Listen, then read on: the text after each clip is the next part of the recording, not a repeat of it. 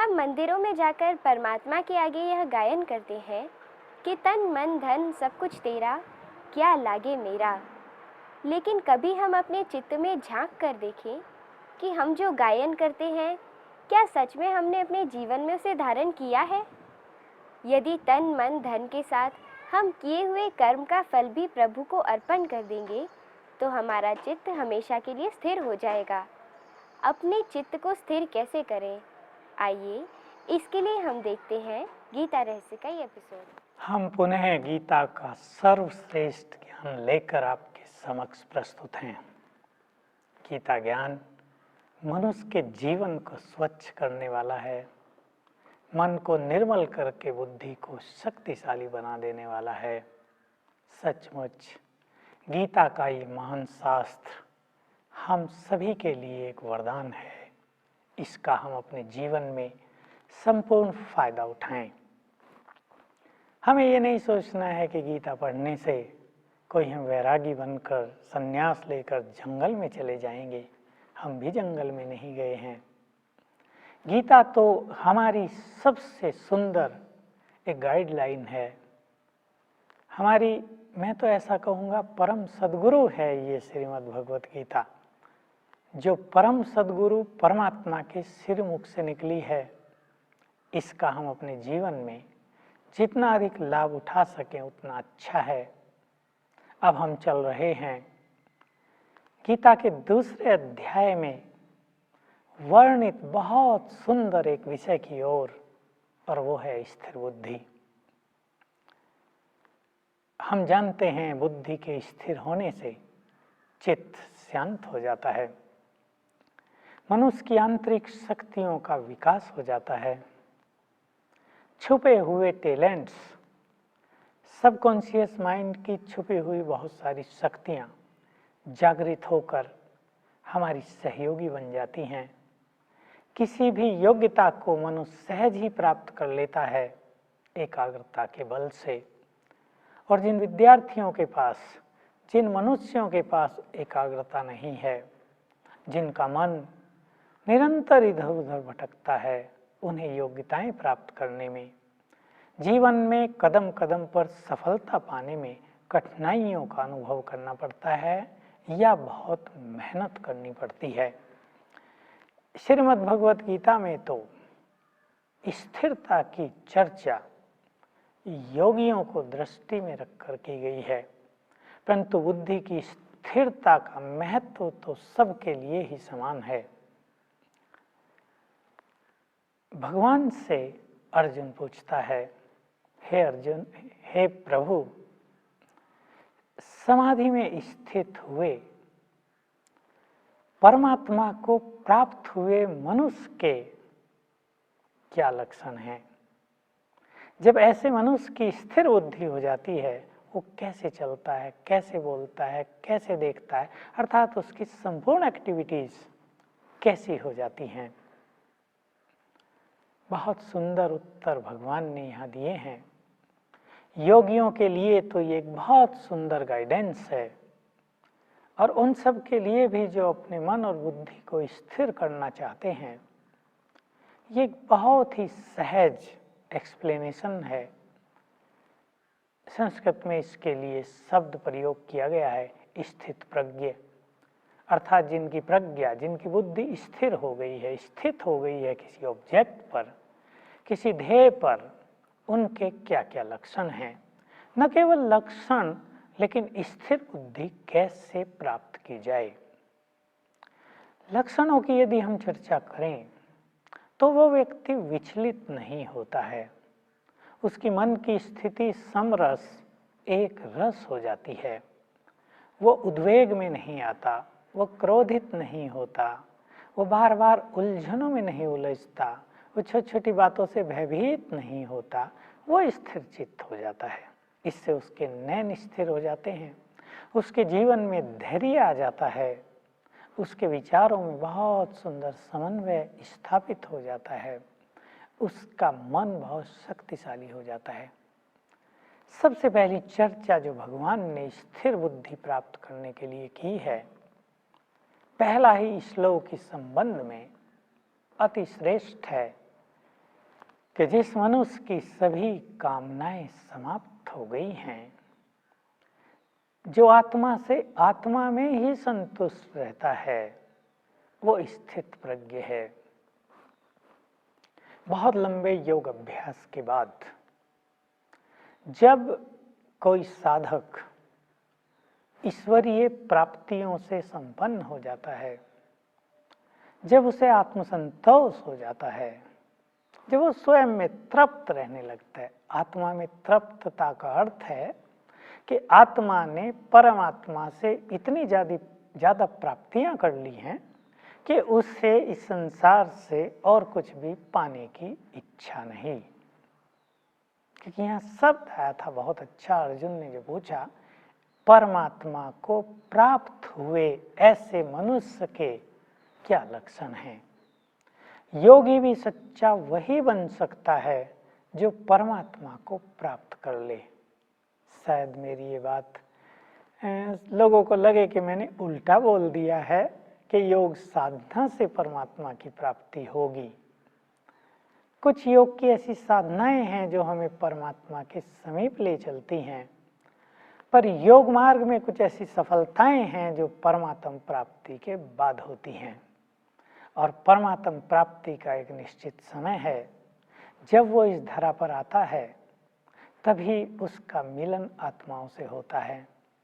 बाकी समय उसके अखंड ज्योति स्वरूप का भक्त या साधक केवल दर्शन कर पाते हैं। वो मिलन नहीं होता, वो केवल देखना होता है। देखने में और मिलने में बहुत बड़ा अंतर है। तो जब कोई साधक, कोई योगी परमात्मा से मिलने के बाद उससे हुई प्राप्तियों में तृप्त हो जाता है, तब उसका चित्त स्थिर हो जाता है, उसकी बुद्धि शांत होकर स्थित हो जाती है। यदि ऐसा नहीं होता तो मनुष्य का जो मन है ये इधर उधर सुखों की खोज में, भौतिकता के पीछे भटकेगा अवश्य। मनुष्य के मन का मनोविज्ञान ही ऐसा है, इसकी गति ही ऐसी है, इसकी साइकोलॉजी ऐसी है कि यदि ये तृप्त नहीं है तो भटकेगा।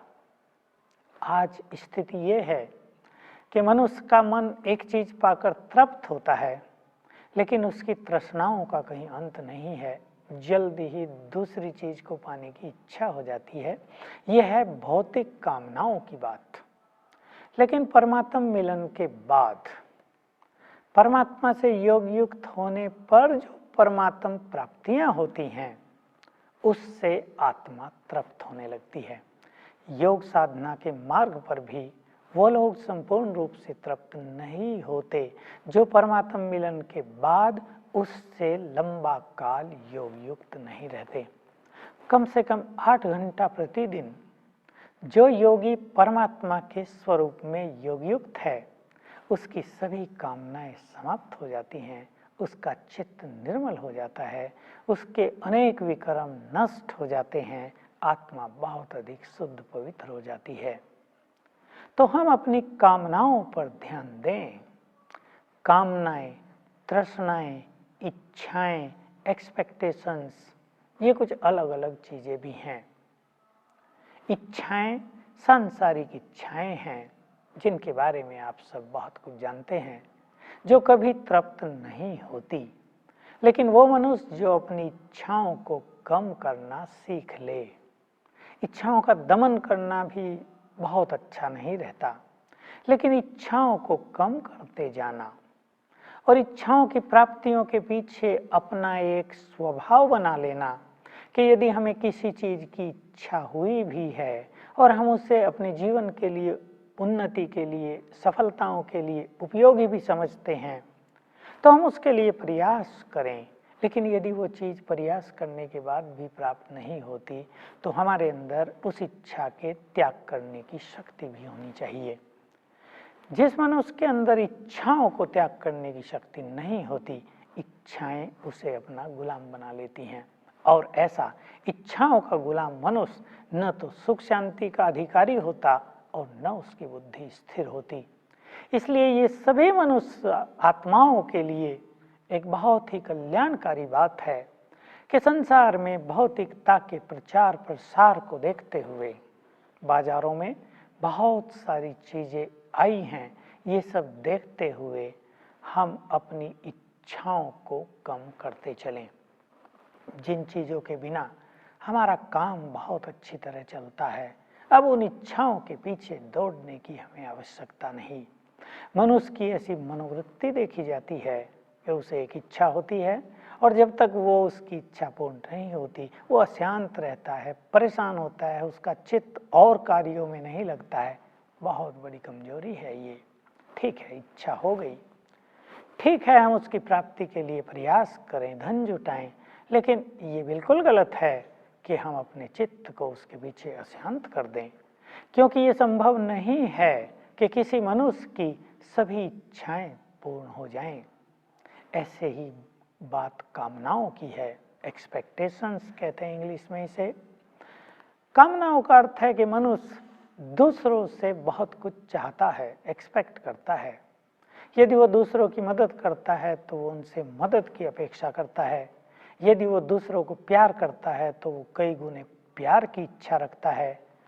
यदि वो दूसरे का सम्मान करता है तो वो चाहता है दूसरे लोग भी उसका सम्मान करें। यदि उसने बहुत अच्छा काम किया है तो वो एप्रिसिएशन की कामना रखता है। यदि उसने कहीं दान पुण्य किया है तो वो ये चाहता है उसका नाम हो जाए, सब लोग उसे जान जाएं, दानी कहें, उसकी महिमा करें।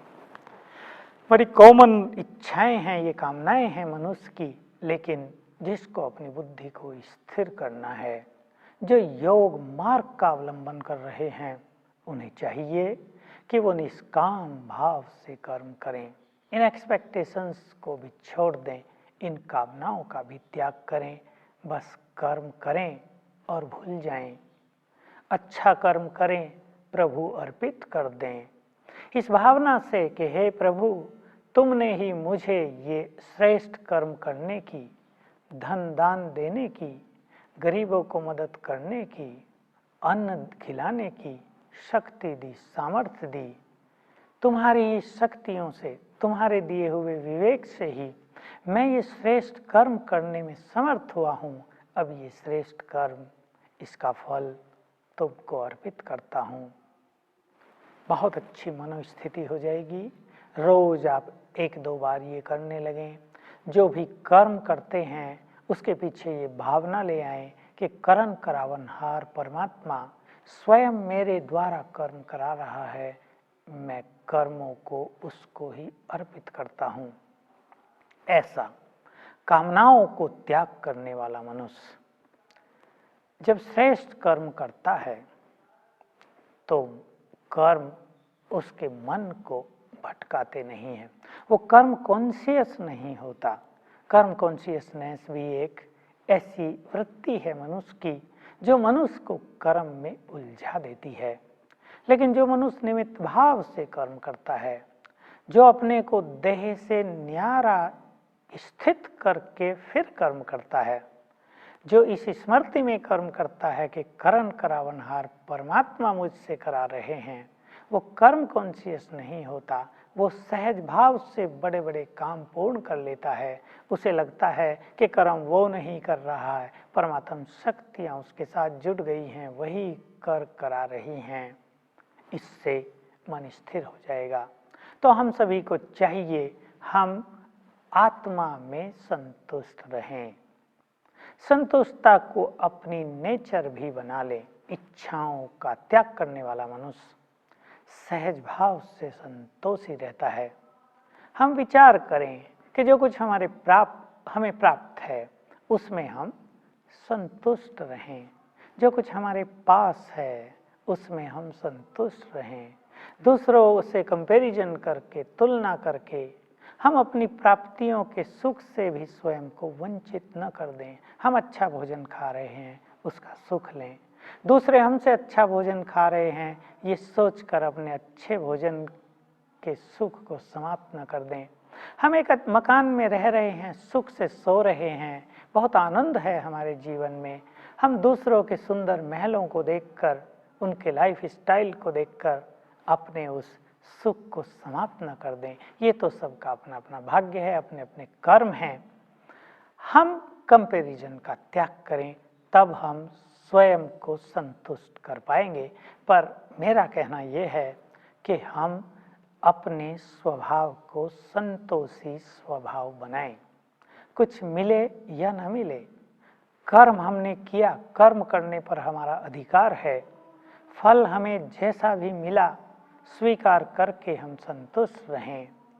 खाने को हमें जैसा भी मिले उसका हम सुख प्राप्त करें। ये नहीं अच्छे भोजन की आकांक्षा में अपने सीधे साधे भोजन का भी सुख हम गंवा दें। वस्त्र हमें जैसे पहनने को मिले हैं, साधन हमें जैसे उपलब्ध हैं, उनमें हम सुख का अनुभव करें।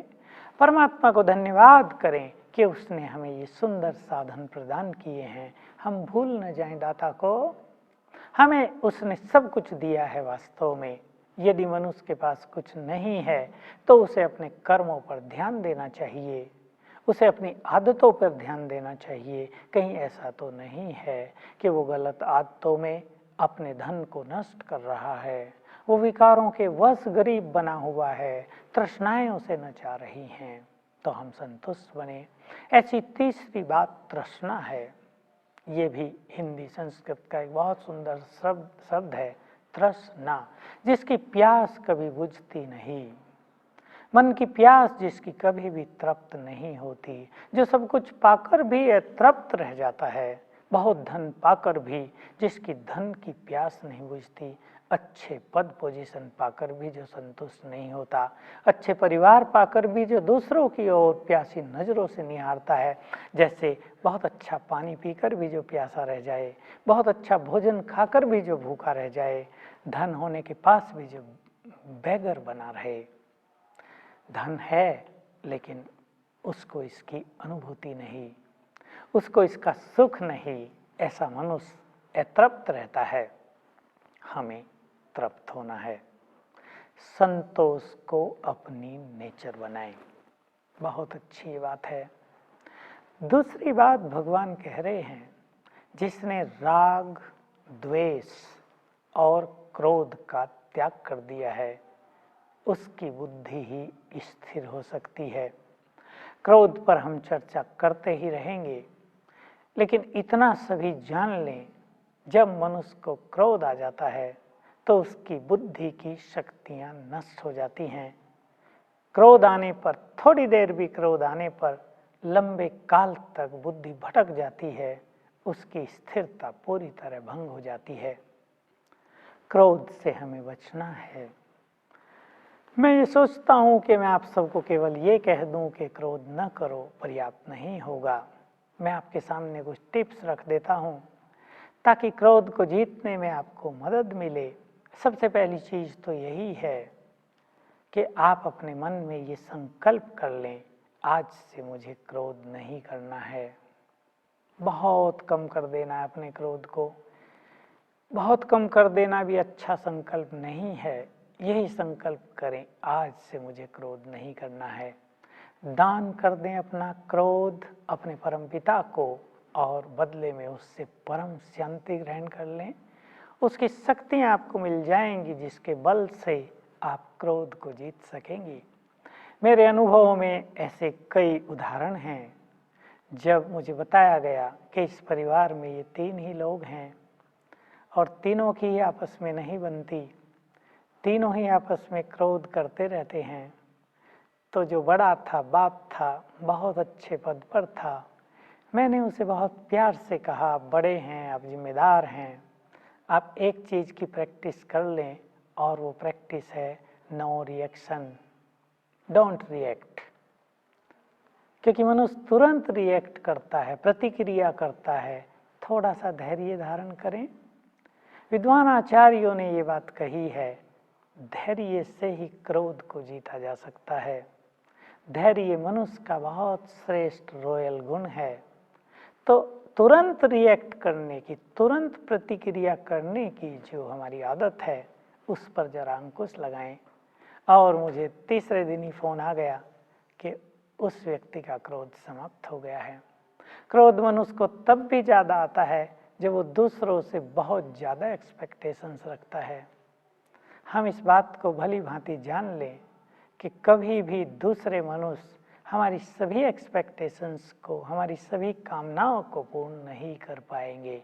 हम अपनी एक्सपेक्टेशंस को कम करते चलें, क्रोध स्वतः ही शांत हो जाएगा। आज बस केवल इतना ही कि आप इन 2-3 टिप्स को प्रयोग करें अपने जीवन में और अपने क्रोध को दान कर दें अपने परम प्रियतम को, वो इसको ले लेगा और तब आपकी बुद्धि निश्चित रूप से शांत रहने लगेगी, आपके जीवन में शांति आ जाएगी। राग, द्वेष। द्वेष शब्द का निर्माण हुआ है दो से। जब हम दो होते हैं तो दूसरों की योग्यताओं को देखकर, दूसरों को आगे बढ़ता देखकर द्वेष की भावना आ जाती है। दूसरों का अच्छा बिजनेस देखकर द्वेष की भावना आ जाती है। हम इससे मुक्त हो जाएं। सब अपना अपना भाग्य प्राप्त कर रहे हैं, सबको परमात्मा से उनके कर्मों के अनुसार सब कुछ प्राप्त हो रहा है।